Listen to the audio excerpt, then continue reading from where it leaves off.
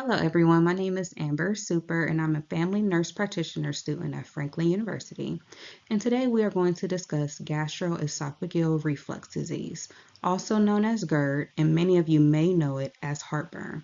So, what exactly is heartburn? Heartburn is actually the backflow of acid from the stomach into the esophagus. Many have a misconception that heartburn is too much acid in the stomach, and this is absolutely not true. But how I can better explain is actually to show you a diaphragm of the stomach. Follow me. So what we have here is a diaphragm of our stomach and some other connections to it. So the stomach is a muscular organ. All of this is completely comprised of muscle. This inside here, these little squigglies, this is called rugae. It helps with working the food that we digest from our esophagus, which is up here, down into our small intestines. There is a sphincter inside of here that when we have heartburn, it relaxes, allowing for food and acid to just backflow up past the sphincter into the esophagus. This is when we get the symptoms of heartburn. We don't want that. So we need to avoid some of the foods that we eat so we don't have that. However, it is important to know that unfortunately for our pregnant women, hormones cause that sphincter to react. So sometimes heartburn symptoms are unavoidable, but medications can still help. So, what exactly does heartburn or GERD feel like?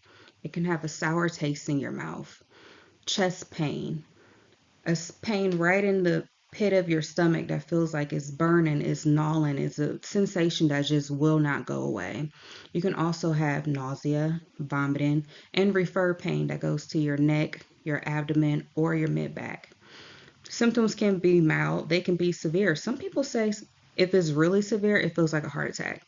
So, if you are having chest pain, it is still best to seek attention from a medical professional that can rule out any other symptoms or conditions that can be causing a chest pain. Chest pain should be taken very seriously no matter what. So I know you're probably thinking, what can I do to avoid this happening to me? Well, usually there are triggers or foods that can cause these sudden symptoms that can cause the acid to relax the sphincter that connects the stomach and the esophagus and cause the acid to backflow, causing all these symptoms of acid reflux. What are those foods? Spicy foods. Get rid of that. Acidic foods like orange juice, tomato juice. Don't need that either. Coffee. No more. Alcohol, even tobacco can cause the sphincter to react. And of course, the thing we love the most, fried foods. So it is important to note you do not need to eliminate all these foods from your diet. What fun would that be? What you can do is eliminate one at a time. See exactly what's causing the trigger. Start with spicy foods. If that eliminates your symptoms, you're good to go.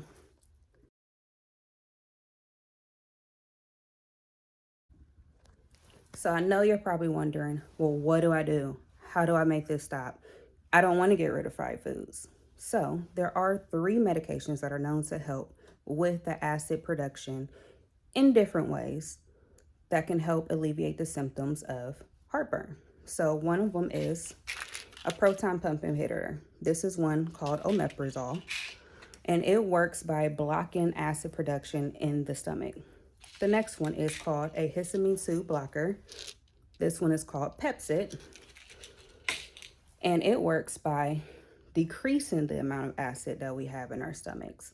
And the last one is antacids, just a plain and simple term. This offset the balance of acid in the stomach, so you don't really have the pain and the heartburn that comes along with that. Now, the best thing about all of these, they are now available over the counter. They're relatively inexpensive, but is there any cost that you wouldn't pay to feel good? So, what are the complications of GERD or heartburn?